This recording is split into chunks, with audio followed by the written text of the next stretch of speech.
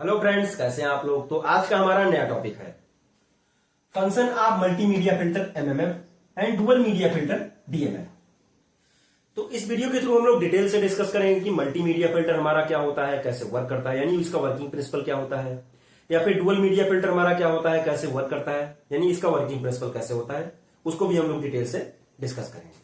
और यह भी देखेंगे कि डुअल मीडिया फिल्टर और मल्टीमीडिया फिल्टर में हमारा क्या डिफरेंस होता है, और कहां पे मल्टीमीडिया फिल्टर इंस्टॉल किया जाता है, कहां पे डुअल मीडिया फिल्टर इंस्टॉल किया जाता है। तो हम इन सब चीजों के बारे में डिटेल से डिस्कस करेंगे। और यह भी देखेंगे कि ये जो फिल्टर का हमारा आउटर स्ट्रक्चर होता है, तो एमएमएफ हो चाहे हमारा डीएमएफ हो, दोनों का सेम होता है। लेकिन अगर इंटरनल स्ट्रक्चर की बात करें तो दोनों का अलग अलग होता है। तो ये भी देखेंगे कि एमएमएफ के इनसाइड में यानी इंटरनल स्ट्रक्चर कैसे होता है, इसके अंदर क्या क्या भरा होता है, या फिर डीएमएफ हो हमारा डुअल मीडिया फिल्टर के अंदर हमारा इसका इंटरनल स्ट्रक्चर क्या होता है, इसके अंदर क्या क्या भरा होता है, इसको भी हम लोग डिटेल से डिस्कस करेंगे। तो हम आप लोग को बताते हैं इसकी प्रीवियस वाला जो हमारा वीडियो था वो हमारा था एमजीएफ यानी मल्टीग्रेड फिल्टर एंड पीएसएफ यानी प्रेशर सेंट फिल्टर पे था।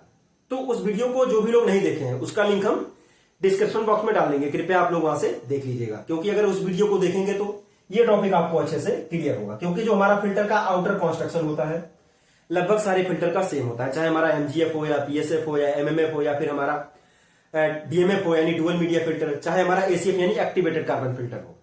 तो सारे फिल्टर का आउटर कंस्ट्रक्शन लगभग आउटर स्ट्रक्चर लगभग सेम होता है।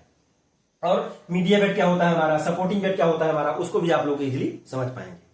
तो आइए इस वीडियो को स्टार्ट करते हैं। हम देखते हैं हमारा एमएमएफ और डीएमएफ क्या होता है, कैसे वर्क करता है। तो अगर एमएमएफ हो चाहे हमारा डीएमएफ हो, अगर हम आउटर स्ट्रक्चर की बात करें तो दोनों का लगभग सेम होता है। तो सबसे पहले थोड़ा सा आउटर स्ट्रक्चर के बारे में देख लेते हैं। तो सबसे नीचे देखिए हमारा क्या है, ये सपोर्टिंग लेग है, इसके सहारे हमारा फिल्टर खड़ा होता है, यानी इसी बेस पे हमारा फिल्टर फिक्स किया जाता है। दूसरा नीचे क्या है, देखिए हमारा ये आउटलेट वाटर हेडर है, यानी यहां से हमारा आउटलेट यानी क्लियर वाटर यानी डिस्चार्ज वाटर यहां से हमारा निकलेगा। इसमें हमारा क्या है, प्रेशर गेज लगा है, जो हमारा आउटलेट वाटर निकलेगा उसका प्रेशर गेज यानी प्रेशर मेजर करने के लिए हमारा एक प्रेशर गेज लगा है यहाँ पे। और ये देखिए हमारा क्या है, मैन होल है, ऊपर क्या हमारा ये टॉप मैन होल और नीचे हमारा बॉटम मैन होल है। तो मैन होल का साइज हमारा लगभग 500 से 700 के बीच में होता है, यानी 500 mm से 700 mm के बीच में होता है। यहां से क्या होगा, इसके अंदर आदमी आसानी से इंटर कर सकता है। इंटर करने क्यों करेगा, क्योंकि इसमें कभी अगर कोई मेंटेनेंस करना हुआ, एक्सटर्नल नोजल हो गई उसका मेंटेनेंस करना हुआ, या फिर मीडिया को निकालना हुआ या इंस्टॉल करना हुआ, तो उसके लिए इसके अंदर आसानी से आदमी इंटर कर सकता है और मीडिया को इंस्टॉल कर सकता है या निकाल सकता है। इसके दोनों साइड में देखिए हमारा एक हैंगर लगा है, इसको हुक भी बोल सकते हैं। इसको क्रेन के सारे इस हुक से उठा के एक स्थान से दूसरे स्थान पर इजीली हम ले जा सकते हैं। और ये देखिए हमारा क्या है, एयर वेंट। जब इसमें हम वाटर को फीड करेंगे, जब वाटर को फीड करेंगे तो इसमें कुछ हमारी एक्सेस एयर होगी, तो एयर रिलीज होने के लिए कोई ना कोई पॉइंट चाहिए, तो ये हमारा क्या है, एयर वेंट। इसको एयर रिलीफ वाल्व भी बोल सकते हैं। तो वहां से एक्सेस एयर हमारी रिलीज हो जाएगी। और ये देखिए हमारा क्या है, वाटर हेडर। तो यहां से हमारा इनलेट वाटर आएगा, या जो हमारी नोजल्स लगी है इस नोजल से हमारा। और नीचे देखिए हमारा क्या है, स्टेनर नोजल। तो स्टेनर यहाँ पे हमारी एक प्लेट होती है जिसमें हमारा स्टेनर नोजल लगा होता है। तो स्टेनर नोजल का काम क्या है, मीडिया लॉस को प्रिवेंट करना। तो ऊपर जो हमारा मीडिया बेड है यानी कि जो हमारे सिलिका सैंड वगैरह है, अगर बॉटम में आ जाएगी तो यहां से क्या होगा, हमारा स्टेनर नोजल से वाटर फिल्टर हो जाएगा, जो हमारी मीडिया है वो बॉटम में नहीं आ पाएगी। तो स्टेनर नोजल क्या करेगा, मीडिया लॉस को प्रिवेंट करेगा, यानी मीडिया के लॉस को बचाएगा। तो ये तो हो गया हमारा आउटर कंस्ट्रक्शन की बात। अब हम इंटरनल स्ट्रक्चर की बात करते हैं। सबसे पहले हमारा एमएमएफ मल्टीमीडिया फिल्टर कैसे होता है, इसका इंटरनल स्ट्रक्चर कैसे होता है, इस पे हम बात करेंगे। तो सबसे नीचे देखिए हमारा पेबल्स है। अब पेबल्स क्या होता है, हमारा पत्थर होता है, जो मोरंग के अंदर हमारे पत्थर होते हैं उसको हम बोलते हैं पेबल्स। इसका साइज हमारा क्या होता है, 1.5 से लेकर 2 इंच या 1 इंच तक का होता है। ये फिल्टर के डिजाइन पे डिपेंड करता है, फिल्टर हमारा कितने साइज पे डिजाइन है।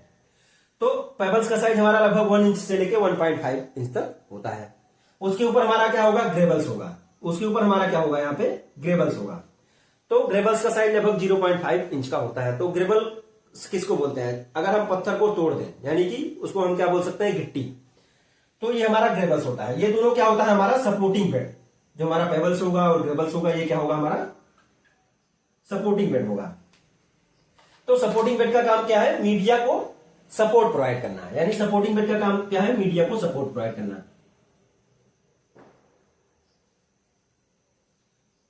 सपोर्टिंग बेड ये क्या हो गया, हमारा पेबल्स और ग्रेबल्स क्या हो गया, हमारा सपोर्टिंग बेड हो गया। अब देखते हैं इसके ऊपर हमारा क्या हो जाएगा, यहां से गार्नेट हो गया, सिलिका सैंड हो गया और एंथ्रासाइट बेड हो गया। ये हमारा क्या हो जाएगा, मीडिया बेड। ऊपर हमारा क्या आएगा इसके, मीडिया बेड। मीडिया बेड, तो मीडिया बेड को सपोर्ट प्रोवाइड करने के लिए यहां पे हम क्या लगाते हैं, पेबल्स एंड ग्रेबल्स। ये हमारा क्या हो जाता है, सपोर्टिंग बेड, यानी मीडिया को सपोर्ट प्रोवाइड करने के लिए। अब अगर हम मीडिया बेड की बात करें तो मीडिया हमारा किस रेशियो में इंस्टॉल होता है, जैसे कि हमारा देखिए एंथ्रासाइट बेड हो गया, सिलिका सैंड हो गया या गार्नेट हो गया, तो इसका रेशियो क्या होता है। अगर इसकी रेशियो की बात करें तो हमारा 6:3:1 के रेशियो में, यानी 6:3:1 के अनुपात में यहां पे हमारा मीडिया बेड इंस्टॉल किया जाता है। अगर हम एंथ्रासाइट की बात करें, यानी एंथ्रासाइट की बात करें तो ये हमारा लगभग 60% होता है। अगर वहीं हम सिलिका सैंड की बात करें तो सिलिका सैंड हमारा क्या होगा, लगभग 30% होगा। अगर वहीं हम क्या करें, गार्नेट की बात करें तो गार्नेट हमारा क्या होता है, लगभग 10% होता है। तो 60% हमारा एंथ्रासाइट होगा और 30% हमारा सिलिका सैंड होगा, और गार्नेट जो हमारा होगा सिर्फ 10% होगा। तो जो गार्नेट मीडिया होता है हमारा काफी एक्सपेंसिव होता है, इसलिए यहां पे क्या करते हैं, हम गार्नेट मीडिया को थोड़ा ही लगाते हैं क्योंकि हमारा ये काफी एक्सपेंसिव होता है। तो 6:3:1 के अनुपात में यहां पे होता है। अब अगर इसके साइज की बात करें तो गार्नेट का साइज हमारा क्या होता है, लगभग 0.3 से लेके, इसका साइज हमारा 0.3 से लेके 0.6 mm तक होता है। 0.6 mm तक इसका साइज होता है। अगर वही सिलिका सैंड की बात करें तो इसका साइज हमारा लगभग होता है 0.7 से लेके 1 mm के बीच में होता है। और अगर हम एंथ्रासाइट बेड की बात करें तो इसका साइज हमारा लगभग 0.7 mm से लेके 1.5 mm तक होता है। यानी एंथ्रासाइट बेड की बात करें तो यानी कि सबसे लार्ज, अगर मीडिया में सबसे लार्ज होगा कोई हमारा तो एंथ्रासाइट बेड होगा। तो अगर हम बात करें कि मल्टी ग्रेड फिल्टर हमारा जो था, वहां पे अगर हम ऊपर से नीचे की साइड आएंगे तो हमारा क्या, मीडिया बेड की साइड बढ़ती जाएगी। और अगर हम एमएमएफ में उसका उल्टा है, अगर हम ऊपर की साइड में बात करें तो हमारा मीडिया जो होगा सबसे हैवी साइज का होगा, बीच वाला उससे कम होगा और बॉटम वाला यानी कि गार्नेट जो है उसका साइज हमारा सबसे कम होगा। तो यहाँ पे उसका उल्टा है, अगर हम ऊपर से नीचे की साइड में आएंगे तो हमारा मीडिया का साइज जो है वो रिड्यूस होगा यानी कम होगा।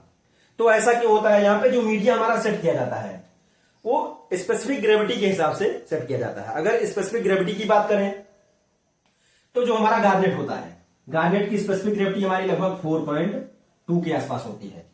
वहीं अगर हम सिलिका सैंड की बात करें तो इसकी 2.4 के आसपास होती है, और अगर एंथ्रासाइट की बात करें तो इसका 1.2 के आसपास होती है। तो अगर स्पेसिफिक ग्रेविटी की बात करें तो सबसे ज्यादा हमारा क्या होता है, गार्नेट का होता है। तो गार्नेट हमारा सबसे नीचे लगा होगा। सिलिका सैंड का 2.4 होता है, तो ये क्या होगा, हमारा बीच में होगा। सबसे ज्यादा स्पेसिफिक ग्रेविटी हमारी किसकी होगी, एंथ्रासाइट की सबसे कम होगी। तो ये क्या होगा, हमारा टॉप पे होगा। तो जो हमारा यहाँ मीडिया सेट किया जाता है वो स्पेसिफिक ग्रेविटी के हिसाब से यानी डेंसिटी के हिसाब से सेट किया जाता है। जिसकी डेंसिटी सबसे कम होगी वो सबसे ऊपर होगा। तो ये आप लोग समझ गए होंगे कि यहाँ पे हमारा मीडिया बेड कैसे सेट किया जाता है और इसका हमारा मीडिया का साइज क्या होता है। तो ये तो आप लोग समझ गए होंगे कि हमारा इसका इंटरनल स्ट्रक्चर कैसे होता है। अब बात करते हैं इसका ऑपरेशन कैसे करते हैं हम। तो देखिए यहां से हमारा फीड वाटर इंटर करेगा। तो जो हमारा फीड वाटर इंटर करेगा, देखिए हमारे यहाँ पे वाटर हेडर में हमारी नोजल्स लगी हैं। तो यहां से इसका वाटर फ्लो हमारा क्या होगा, ऊपर की साइड होगा। ये ऊपर की साइड होगा। वाटर यहां से देखिए यहां से बॉटम में आ जाएगा या फिर यहां से बॉटम में आ जाएगा। तो यहां से जो हमारा वाटर, इसको हम ऊपर की साइड फ्लो करने का मेन रीजन क्या है, अगर नीचे की साइड कर देंगे तो जो हमारा यहाँ पे मीडिया बेड है उसमें उथल पुथल हो जाएगी, कहीं पे मीडिया हमारा ज्यादा हो जाएगा, कहीं पे कम हो जाएगा, यानी मीडिया बेड में गड्ढा हो जाएगा। तो उसको प्रिवेंट करने के लिए क्या करेंगे, वाटर को ऊपर फ्लो करेंगे। तो यहां से क्या होगी, वाटर जब हमारा इसके सरफेस पे टकराएगा तो उसकी वेलोसिटी हमारी कम हो जाएगी। तो वाटर हमारा यहां से नीचे आ जाएगा या फिर टकरा के यहां से नीचे आ जाएगा। वेलोसिटी कम हो जाएगी तो यहां से फिल्ट्रेशन इजी हो जाएगा और हमारा मीडिया बेड डिस्टर्ब नहीं होगा। तो यहां से क्या होगा, जो हमारा एंथ्रासाइट बेड है, एंथ्रासाइट बेड का काम क्या है, इसके अंदर जो हमारे ऑर्गेनिक पार्टिकल्स हो गए या हमारी एफआरसी फ्री रेजुअल क्लोरीन हो गई या फिर कलर हो गया, ऑर्डर हो गया, टेस्ट हो गया, ये सब कुछ यहां से क्या होगा, एंथ्रासाइट से बेड से रिमूव हो जाएगा। इसको क्या बोल सकते हैं हम, एक्टिवेटेड कार्बन बेड भी बोल सकते हैं। तो इसका काम क्या है, एब्जॉर्प्शन, यानी ये एब्जॉर्ब कर लेगा जो हमारा कलर हो या टेस्ट हो, ऑर्डर हो या भी ऑर्गेनिक पार्टिकल्स हो, क्लोरीन वगैरह होगी, उनको क्या करेगा, ये एब्जॉर्प्शन प्रोसेस पे काम करता है। अब उसके बाद जो यहां से हमारा सस्पेंडेड सॉलिड रह जाएगा, जो हमारा रह जाएगा उसको क्या करेंगे, देखिए हमारा सिलिका सैंड है, यहां पे आके वो ट्रैप हो जाएगा। जो हमारे फाइन सस्पेंडेड सॉलिड्स रहेंगे वहां पे जाके ट्रैप हो जाएंगे। कुछ फाइन सस्पेंडेड सॉलिड जो हमारे होते हैं जो सिलिका बेड में भी ट्रैप नहीं होते हैं। तो देखिए हमारा सबसे नीचे क्या है, गार्नेट बेड। तो गार्नेट का साइज हमारा 0.3 से लेकर 0.6 mm तक है। तो यहाँ पे जो हमारा काफी फाइन सॉलिड्स भी होगा यानी फाइन सस्पेंडेड सॉलिड होगा वो भी यहाँ पे ट्रैप हो जाएगा। तो अगर हम मल्टीमीडिया फिल्टर की बात करें, अगर हम एमएमएफ की बात करें तो इसमें लगभग हमारा 20 माइक्रोन तक के पार्टिकल्स को ये ट्रैप कर सकता है। यानी कि 20 माइक्रोन से जितने भी लार्ज पार्टिकल्स होंगे उसको क्या करेगा, मल्टीमीडिया फिल्टर ट्रैप कर लेगा। इसके आउटलेट में हमारा 20 माइक्रोन से कम साइज के पार्टिकल्स ही पास आउट होंगे। यानी जो हमारा फाइनल डिस्चार्ज वाटर निकलेगा उसमें हमारा 20 माइक्रोन से कम साइज के पार्टिकल्स ही रहेंगे। तो फिल्टर क्या होता है आप लोग समझ गए होंगे। तो इसका ऑपरेशन के बारे में भी आपको समझाते हैं। अगर यहां से हमारा इनलेट वाटर फीड होगा तो हमारा कैसे सस्पेंडेड सॉलिड यहां पे ट्रैप होगा वो आप लोग समझ गए होंगे। लेकिन यहां से जब हमारा इनलेट वाटर इन होगा और यहां से आउटलेट वाटर निकलेगा, फॉर एग्जांपल अगर हमने 12 आवर फिल्टर को रन किया यानी 12 घंटे फिल्टर को चला दिया फिल्ट्रेशन में, तो यहां से क्या होगा, जो हमारा इनलेट वाटर आएगा तो यहां से हमारा जो मीडिया बेड होगा वो उसमें चोकिंग होगी यानी इसमें सस्पेंडेड सॉलिड ट्रैप होंगे। तो एक टाइम ऐसा आएगा कि इसमें हमारे सस्पेंडेड सॉलिड एक्यूमुलेट हो जाएंगे यानी इकट्ठा हो जाएंगे। तो यहां से जो हमारा इनलेट वाटर होगा इसका pressure, for example initial pressure हमारा क्या होगा,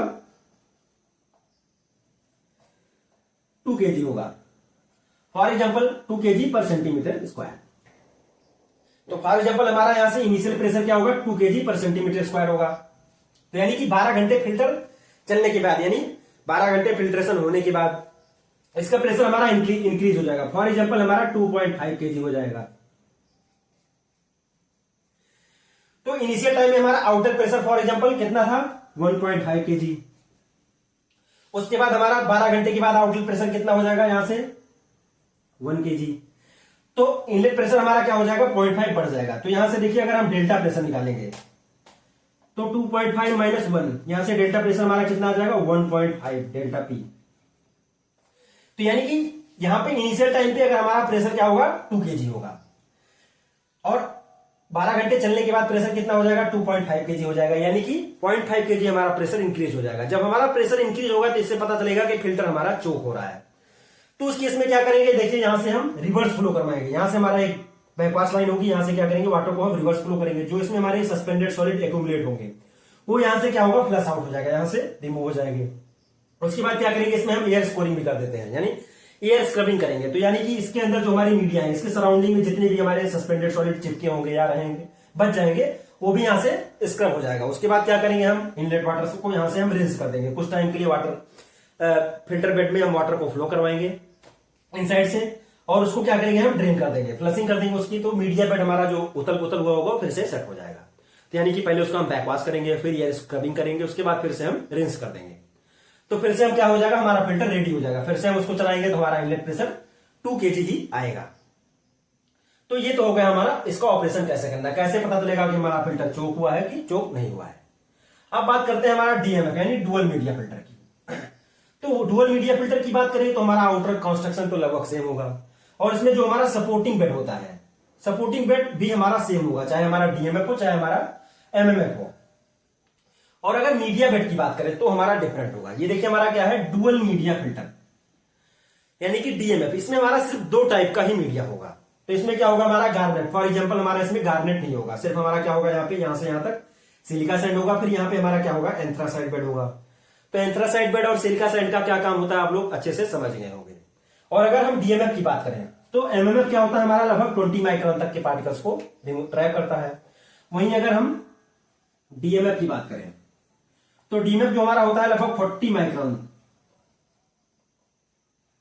से लार्ज पार्टिकल यानी 40 माइक्रोन से जितने बड़े पार्टिकल्स होंगे उनको ही ये रिमूव करेगा। यानी इसका जो आउटलेट वाटर निकलेगा उसमें 40 माइक्रोन से छोटे पार्टिकल्स निकल जाएंगे यानी 40 माइक्रोन तक के पार्टिकल्स पास आउट हो जाएंगे। तो अगर हम डीएमएफ और एमएमएफ की बात करें तो डीएमएफ के कंपेयर में एमएमएफ जो हमारा होता है अच्छा एफिशिएंट होता है। यानी कि अगर हम डीएमएफ की बात करें तो हमारा ये जहां पे डब्ल्यूडीपी प्लांट होता है यानी कि ड्रिंकिंग वाटर प्लांट हो गया, जो रॉ वाटर बेस्ड प्लांट होते हैं, या फिर हमारा बॉयलर वाटर यानी कि डीएम प्लांट हो गया, वहां पे भी हमारा डीएमएफ होता है जहां पे टीएसएस लोड कम होता है। और अगर जहां पे टीएसएस लोड थोड़ा सा ज्यादा होता है वहां पे हम एमएमएफ इंस्टॉल करते हैं, जैसे कि हमारा प्री ट्रीटमेंट करते हैं ईटीपी से जो वाटर निकलता है उसका हम प्री ट्रीटमेंट करने के लिए मल्टीमीडिया फिल्टर लगाते हैं। यानी कि जो हमारा प्री ट्रीटमेंट करते हैं पहले, जैसे कि आरओ रिवर्स ऑस्मोसिस में फीड करने के पहले या अल्ट्रा फिल्ट्रेशन में फीड करने के पहले, इससे क्या होता है, यहां से हम मैक्सिमम टीएसएस यानी सस्पेंडेड सॉलिड्स को रिमूव कर देंगे। तो हमारा जो अल्ट्रा फिल्ट्रेशन की मेम्ब्रेन होगी या रिवर्स ऑस्मोसिस की मेम्ब्रेन होगी उसकी लाइफ हमारी इंक्रीज होगी। तो इसको हम प्री ट्रीटमेंट में इंस्टॉल करते हैं। तो आप लोग अच्छे से समझ में गए होंगे कि मल्टीमीडिया फिल्टर क्या होता है, इसका इंटरनल कंस्ट्रक्शन कैसे होता है, इसका वर्किंग प्रिंसिपल क्या होता है, या फिर डीएमएफ क्या होता है, इसका वर्किंग प्रिंसिपल क्या होता है, इंटरनल कंस्ट्रक्शन कैसे होता है, आप लोग अच्छे से समझ रहे होंगे। अगर इस वीडियो में आपको कहीं भी डाउट है तो हमको कमेंट बॉक्स में कमेंट करिएगा। जो भी लोग हमारे चैनल पे नए हैं प्लीज चैनल को सब्सक्राइब कर दीजिएगा। अगर आपको वीडियो अच्छी लगी तो लाइक कर दीजिएगा। Thank you.